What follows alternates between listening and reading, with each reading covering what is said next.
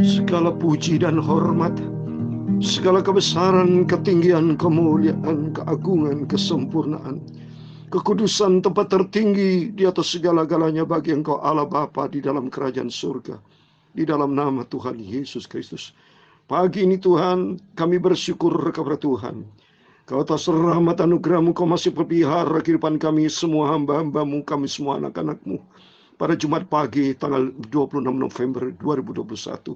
Semua bukan karena kuat gagah kami, bukan karena keterampilan kami, bukan karena kebaikan fasilitas kekayaan kami, bukan karena kecakapan kami, bukan karena baik rupa kami, bukan karena kehebatan kami, bukan Tuhan, semua karena anugerah-Mu. Untuk itulah kami bersyukur dan berterima kasih. Kami bisa bernafas, diberikan kesehatan, bisa bangun dengan tubuh yang sehat. Semua kan anugerah-Mu. Biar hidup ini Tuhan yang Kau berikan buat kami. Kami tidak mau hidup dengan percuma. Pakailah hidupku ini Tuhan, menjadi kemuliaan nama-Mu. Bagi hormat, bagi kemuliaan Bapa di surga. Karena bagi Engkau lah yang dapat melakukan jauh lebih banyak daripada yang kami doakan dan kami pikirkan. Terima kasih Tuhan. Segala puji hormat hanya bagi Allah Bapa. Di dalam nama Tuhan Yesus, kuduskan tubuh jiwa kami.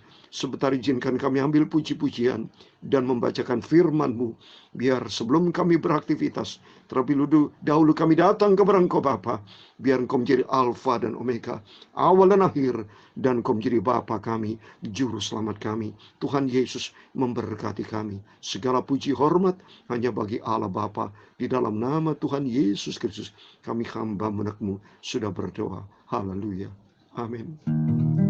Bukan karena kebaikanku, haleluya, bukan karena fasilitasku, bukan karena kekayaanku, ku dipilih, ku dipanggilnya, bukan karena kecakapanku, bukan karena haleluya baik rupaku, bukan karena kelebihanku, ku dipanggil, ku dipakainya, bukan karena kehebatanku, bukan karena apa yang aku miliki, bukan karena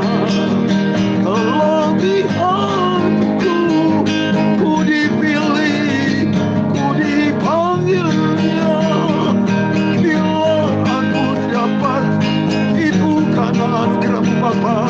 Bila aku punya semua daripadanya, amin, haleluya. Semua karena anugerahnya diberikannya pada kita. Semua anugerah Tuhan Yesus bagi kita. Bila kita dipakainya, bukan karena kebaikanku, bukan karena fasilitasku, bukan karena kekayaanku, ku dipilih, ku dipanggilnya, bukan karena kecakapanku, bukan karena keahlian, bukan karena semua yang ku miliki, semua berasal daripada-Mu Tuhan Yesus. Bila aku dapat, itu karena kasih karunia-Mu. Bila aku punya semua daripada-Mu Bapa, haleluya. Semua karena anugerah-Nya diberikannya pada kita. Semua anugerah-Nya bagi kita. Bila kita diberikannya, semua karena anugerah-Nya.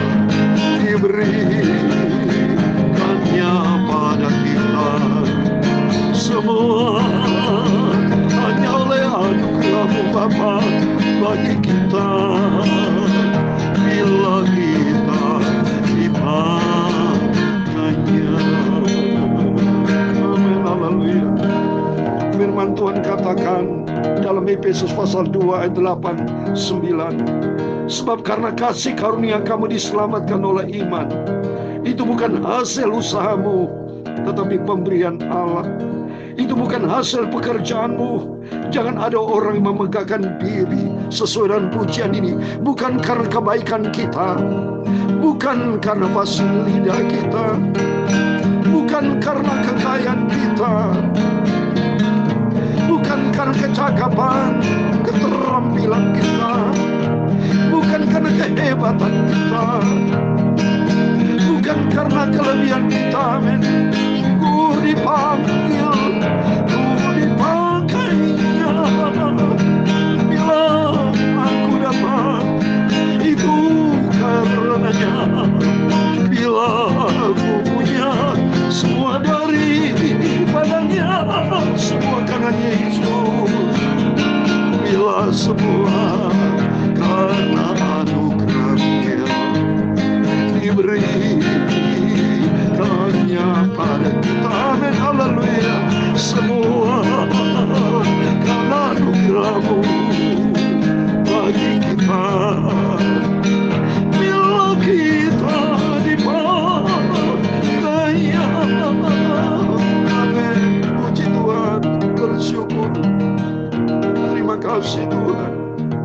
Semua karena anugerah-Mu Tuhan. Berjasikialah maka rahmat berjasakan. Bukan karena hebat kami, bukan karena pengalaman kami, bukan. Semua karena anugerah-Mu. Kami orang berdosa Bapa. Seharusnya kami terima kutukan akibat dosa kami, tapi karena anugerah-Mu kami diselamatkan. Terima kasih.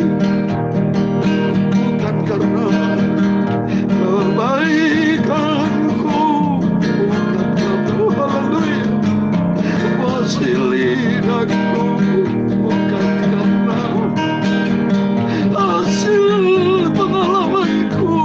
Itu semua berasal dari Engkau Bapa. Bila aku bisa melayani Tuhan, itu bukan karena kehebatan aku miliki. Haleluya. Semua karena anugerah-Nya diberikannya pada kita. Semua karena anugerah-Mu Yesus bagi hidupku. Ku dipakai Tuhan Yesus.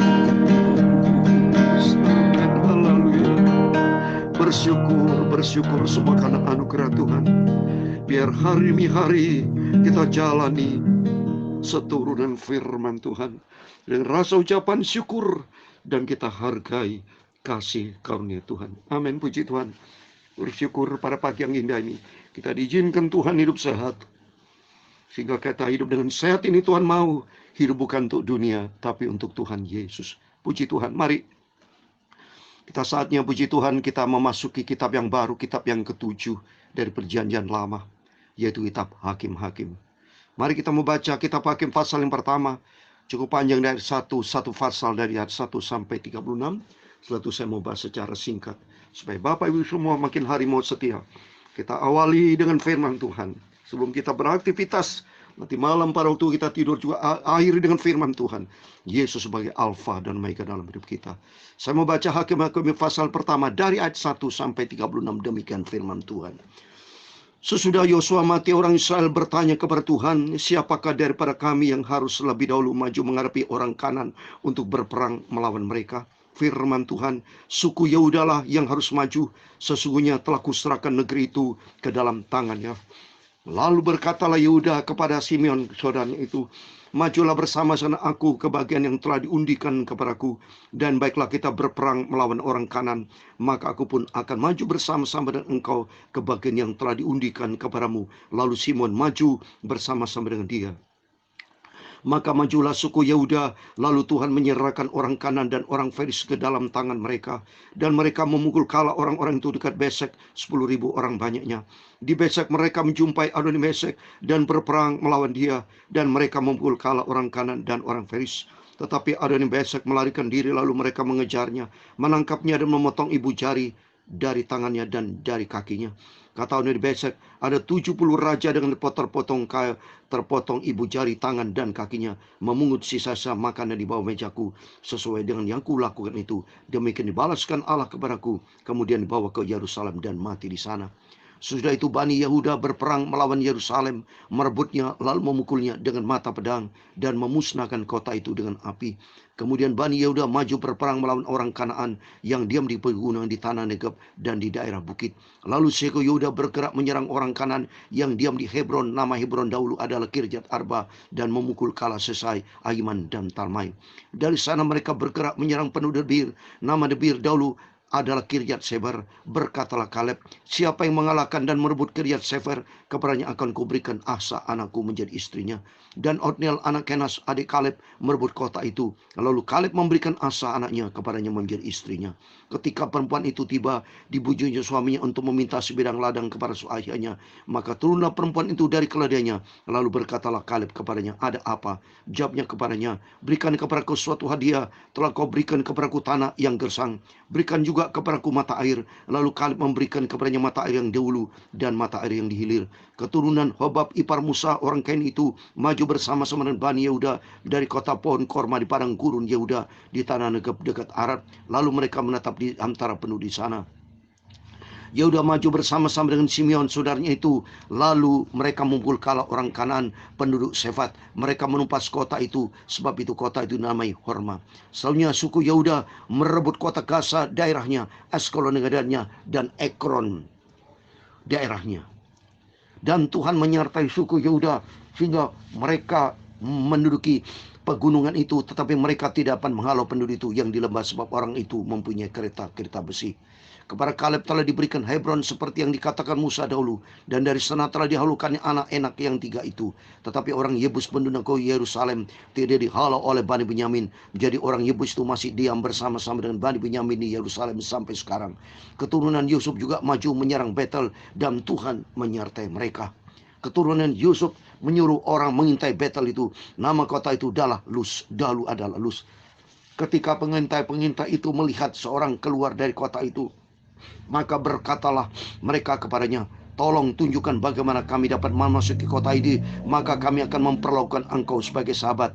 Lalu ditunjukkanlah kepada mereka sebagaimana mereka dapat memasuki kota itu, dan mereka memukul kota itu dengan mata pedang. Tetapi orang itu dengan seluruh kaumnya dibiarkan mereka pergi. Orang itu pergi ke negeri orang Het dan berikan di sana sebuah kota yang dinamanya Luz. Demikian nama kota itu sampai sekarang. Suku manusia tidak menghalau negeri penduduk Bet-Sean dan penduduk segala anak kotanya, penduduk tanah dengan segala anak kotanya, penduduk Dor dengan segala anak kotanya, penduduk Yebiam dengan segala anak kotanya, dan penduduk Megudo dengan segala anak kotanya, sebab orang Kanan itu berkeras untuk tetap diam di negeri itu. Setelah orang Israel menjadi kuat, mereka membuat orang Kanan itu menjadi orang Rodi dan tidak menghalau mereka sama sekali. Suku Efraim pun tidak menghalau orang Kanan yang digeser, sehingga orang Kanan itu tetap diam di tengah-tengah mereka digeser. Suku Sebulon tidak menghalau penduduk Kitron dan penduduk Nahalol, sehingga orang Kanan tetap diam di tengah-tengah mereka walaupun sebagai orang Rodi. Suku Asyir tidak menghalau penduduk Ako, penduduk Sidon, serta Aklab, Asib, Helba, Afek, dan Help, sehingga orang Asyir itu diam di tengah-tengah orang Kanan, penduduk asli negeri itu, sebab orang-orang itu tidak dihalaunya. Suku Naftali tidak menghalau penduduk Bet Semes dan penduduk Bet Amat, sehingga mereka diam di tengah-tengah orang Kanan, penduduk asli negeri itu. Tetapi penduduk Bet Semes dan Bet Anak itu menjadi orang Rodi bagi mereka. Orang Amori mendesak Bani Dan ke sebelah pegunungan dan tidak membiarkan mereka turun ke lembah. Dan orang Amori berkeras untuk tetap diam di Hermes, di Ayalon dan Kisabim, walaupun mereka mendapat tekanan berat dari keturunan Yusuf, sebab mereka menjadi orang Rodi. Ayat 36 terakhir. Daerah orang Amori mulai dari pendakian Agrabin, dari Sela terus ke atas. Amin. Demikian firman Tuhan yang sudah kita baca. Hakim-Hakim pasal yang 1 dari ayat sampai 36. Puji Tuhan. Kita berterima kasih kepada Tuhan atas rahmat anugerah Tuhan. Kita diberikan kemampuan setia kepada Tuhan. Membaca firman Tuhan. Merenungkan firman Tuhan. Dari Kejadian pasal 1 ayat 1. Dari sejak 1 Januari 2021. Sampai hari ini tanggal 26 November 2021.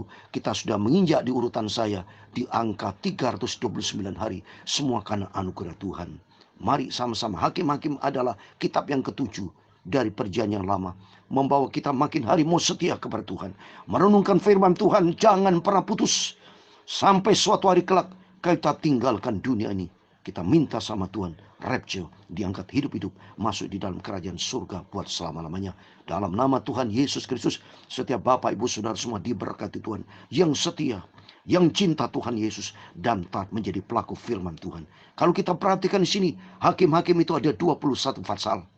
Ada 618 ayat. Dan 21 pasal ini nanti kita lihat ada 13 hakim-hakim yang ditetapkan Tuhan untuk memimpin bangsa Israel. Karena bangsa Israel itu bangsa yang keras kepala, tegar tengkuk. Padahal kalau kita lihat firman Tuhan, bangsa Israel, bangsa umat pilihan Tuhan. Tuhan itu cinta kepada bangsa Israel. Demikian juga Tuhan cinta kita semua. Kita sudah ditebus oleh darah Yesus. Seperti bangsa Israel, Tuhan sudah sertai campur tangan.